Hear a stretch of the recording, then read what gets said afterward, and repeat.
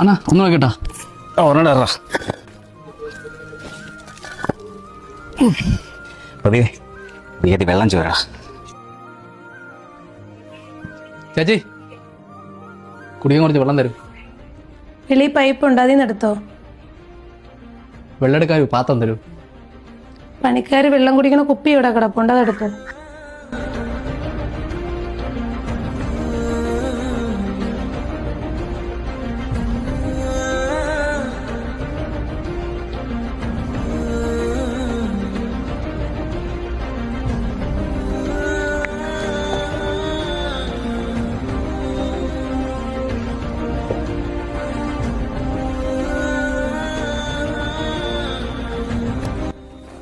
പതിയെ കുടി ചേച്ചി വെള്ളം ചോടാ. എനിക്ക് വേണ അണ്ണൻ പോയി ചോദിച്ചു.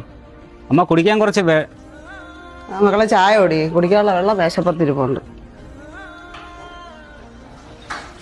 മക്കളെ ഞങ്ങൾ ചോറുണ്ടോ എന്നാ? അമ്മ ഒരാൾ കൊണ്ടുവന്ന്, ഒരാൾ ഹോട്ടലിൽ പോയി കഴിക്കും. ഹോട്ടലിലൊന്നും പോകണ്ട, ചോറ് ഇവിടുന്ന് കഴിക്കാം.